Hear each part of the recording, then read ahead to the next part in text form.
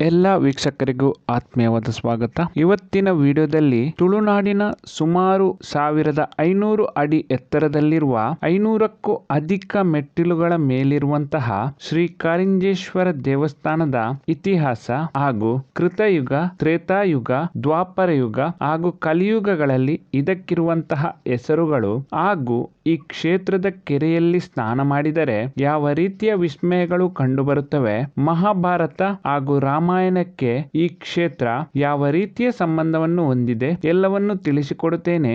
ದಯವಿಟ್ಟು ಈ ವಿಡಿಯೋವನ್ನು ಕೊನೆ ತನಕ ನೋಡಿ ಹಾಗೂ ನಿಮ್ಮ ಅನಿಸಿಕೆಗಳನ್ನು ಕಾಮೆಂಟ್ಸ್ ಮೂಲಕ ನಮಗೆ ತಿಳಿಸಿ. ಅದಕ್ಕೂ ಮುನ್ನ ನೀವಿನ್ನು ನಮ್ಮ ಚಾನೆಲ್ ಅನ್ನು ಸಬ್ಸ್ಕ್ರೈಬ್ ಮಾಡಿಲ್ಲ ಅಂದ್ರೆ ದಯವಿಟ್ಟು ಸಬ್ಸ್ಕ್ರೈಬ್ ಮಾಡಿ. ಭೂ ಕೈಲಾಸ ಎಂದೇ ಕರೆಯಲ್ಪಡುವ ಈ ದೇವಸ್ಥಾನ ಕೊಡ್ಯಮಲೆಯ ಮಡಿಲಲ್ಲಿ ಕಂಗೊಳಿಸುತ್ತಿದ್ದು, ಇದನ್ನು ತುಳುನಾಡಿನ ಕಾರಣಿಕದ ದೈವ ಕಲ್ಕುಡ ನಿರ್ಮಿಸಿರುವುದಾಗಿ ಪ್ರತೀತಿ ಇದೆ. ಈ ಗಿರಿಗೆ ಕೃತಯುಗದಲ್ಲಿ ರೌದ್ರಗಿರಿ, ತ್ರೇತಾಯುಗದಲ್ಲಿ ಗಜೇಂದ್ರಗಿರಿ, ದ್ವಾಪರ ಯುಗದಲ್ಲಿ ಭೀಮಶೈಲ ಹಾಗೂ ಕಲಿಯುಗದಲ್ಲಿ ಕಾರಿಂಜಗಿರಿ ಎನ್ನುವಂತಹ ಹೆಸರಿದೆ. ಕಲಿಯುಗದಲ್ಲಿ ಕಾರಿಂಜಗಿರಿ ಎನ್ನುವ ಹೆಸರು ಬರಲು ಒಂದು ಹಿನ್ನೆಲೆ ಕಥೆ ಇದೆ. ಕಲಿಯುಗದ ಆದಿಯಲ್ಲಿ ಈ ಗಿರಿಯಲ್ಲಿ ಗುಡ್ಡಗಾಡು ಜನರು ವಾಸಿಸುತ್ತಿದ್ದು, ಒಂದು ದಿನ ಒಬ್ಬಳು ತಾಯಿ ತನ್ನ ಮಗನ ಜೊತೆ ಗೆಡ್ಡೆಗೆಣಸುಗಳನ್ನು ಅಗೆಯಲು ಈ ಬೆಟ್ಟಕ್ಕೆ ಬರುತ್ತಾರೆ.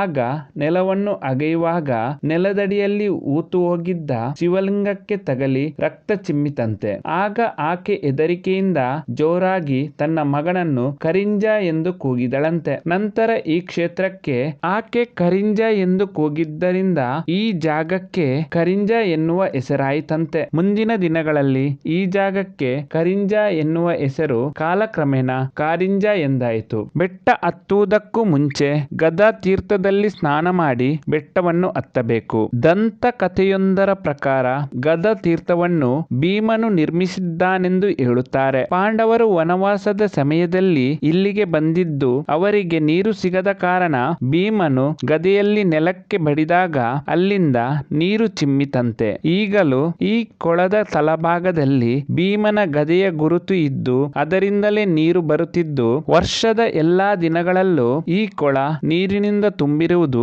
ಇಲ್ಲಿನ ವಿಶೇಷತೆ. ಇನ್ನು ಈ ಗದಾ ತೀರ್ಥದಲ್ಲಿ ಸ್ನಾನ ಮಾಡುವುದರಿಂದ ಮನಸ್ಸಿಗೆ ನೆಮ್ಮದಿ ಸಿಗುವುದಲ್ಲದೆ ಕೆಲವು ದೋಷಗಳು ನಿವಾರಣೆಯಾಗುತ್ತದೆ ಅಂತೆ. ಮುಖ್ಯವಾಗಿ ಈ ಗದಾ ತೀರ್ಥದಲ್ಲಿ ಸ್ನಾನ ಮಾಡುವುದರಿಂದ ಚರ್ಮ ರೋಗಗಳು ನಿವಾರಣೆಯಾಗುತ್ತದೆ ಅಂತೆ. ಅಲ್ಲಿಂದ ಮುಂದಕ್ಕೆ ಬೆಟ್ಟ ಹತ್ತುವಾಗ ಮೊದಲಿಗೆ ಏಕರೇಖಾ ಗಣಪತಿ ಹಾಗೂ ಉಗ್ರಾಣಿ ಗುಹೆ ಸಿಗುತ್ತದೆ. ನಂತರ ಪಾರ್ವತಿ ದೇವಿಯ ದೇವಾಲಯ ಸಿಗುತ್ತದೆ. ಅಲ್ಲಿ ತಾಯಿ ಪಾರ್ವತಿ ದೇವಿಯ ಆಶೀರ್ವಾದ ಪಡೆದು ಮುಂದಕ್ಕೆ ಸಾಗುವಾಗ ಜಾನು ತೀರ್ಥ ಸಿಗುತ್ತದೆ. ಈ ಜಾನು ತೀರ್ಥವನ್ನು ವನವಾಸದ ಕಾಲದಲ್ಲಿ ಸೀತಾದೇವಿಯು ನಿರ್ಮಿಸಿದ್ದಾರೆಂದು ಪ್ರತೀತಿ ಇದೆ. ಅಲ್ಲಿಂದ ಮೇಲಕ್ಕೆ ಸಾಗುವಾಗ ಉಂಗುಷ್ಟ ತೀರ್ಥವು ಸಿಗುತ್ತದೆ. ಪಾಂಡವರ ವನವಾಸದ ಕಾಲದಲ್ಲಿ ಭೀಮನು ಬಂಡೆಯ ಮೇಲೆ ತನ್ನ ಉಂಗುಷ್ಟವನ್ನು ಗಟ್ಟಿಯಾಗಿ ಊರಿದಾಗ ನೀರು ಉದ್ಭವಿಸಿ ಉಂಗುಷ್ಟ ತೀರ್ಥವಾಯಿತಂತೆ. ಸ್ವಲ್ಪ ಮುಂದಕ್ಕೆ ಹಂದಿಕೆರೆ ಸಿಗುತ್ತದೆ. ಕೆರೆಯಲ್ಲಿ ಹಂದಿಯೊಂದು ನೀರು ಕುಡಿಯುತ್ತಿದ್ದಾಗ ಅರ್ಜುನನು ಬಾಣದಿಂದ ಹೊಡೆಯುತ್ತಾನಂತೆ. ಅದಕ್ಕೆ ಪೂರಕವೆನ್ನುವಂತೆ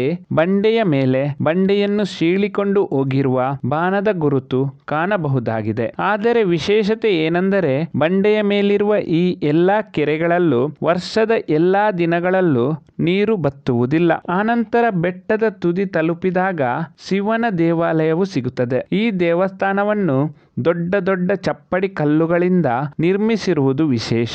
ದೇವಾಲಯದ ಒಳಗಡೆ ಬಾವಿಯೊಂದಿದ್ದು ಅದು ಪಾತಾಳದವರೆಗೆ ಆಳವಾಗಿದೆ ಎಂದು ಭಕ್ತರ ನಂಬಿಕೆ. ದೇವಸ್ಥಾನದ ಬದಿಯಲ್ಲಿ ಕಡಿದಾದ ಜಾಗದಲ್ಲಿ ಸೀತಾಮಾತೆ ಪ್ರಮಾಣ ವಚನ ಮಾಡಿದ ಪ್ರಮಾಣದ ಕಲ್ಲು ಇದೆ.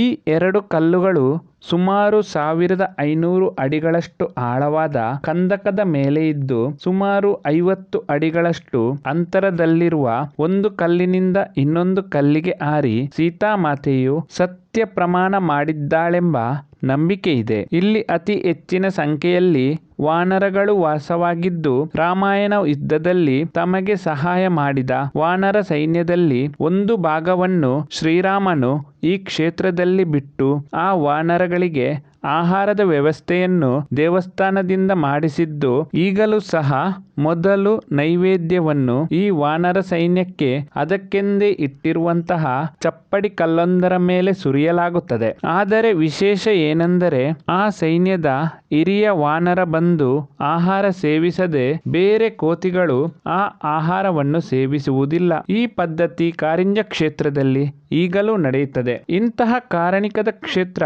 ಇರುವುದಾದರೂ ಎಲ್ಲಿ ಎನ್ನುವ ಪ್ರಶ್ನೆಗೆ ಉತ್ತರ, ಕರ್ನಾಟಕದ ದಕ್ಷಿಣ ಕನ್ನಡ ಜಿಲ್ಲೆಯ ಮಂಗಳೂರಿನಿಂದ ಸುಮಾರು 20 ಕಿಲೋಮೀಟರ್ ಅಂತರದಲ್ಲಿರುವ ಬಿಸಿ ರೋಡ್ ತಲುಪಿ ಅಲ್ಲಿಂದ ಸುಮಾರು 17 ಕಿಲೋಮೀಟರ್ ಧರ್ಮಸ್ಥಳ ದಾರಿಯಲ್ಲಿ ಸಾಗುವಾಗ ಈ ದೇವಸ್ಥಾನ ಸಿಗುತ್ತದೆ. ಇದೊಂದು ಅದ್ಭುತವಾದ ಪ್ರವಾಸಿ ತಾಣವೂ ಹೌದು. ಈ ಮಾಹಿತಿ ಇಷ್ಟವಾದಲ್ಲಿ ದಯವಿಟ್ಟು ಈ ವಿಡಿಯೋವನ್ನು ಲೈಕ್ ಮಾಡಿ. ಇನ್ನಷ್ಟು ಹೊಸ ಮಾಹಿತಿಗಳನ್ನು ಮುಂದಿನ ವಿಡಿಯೋದಲ್ಲಿ ನಾನು ನಿಮಗೆ ತಿಳಿಸಿಕೊಡುತ್ತೇನೆ. ಎಲ್ಲಾ ವೀಕ್ಷಕರಿಗೂ ಧನ್ಯವಾದಗಳು.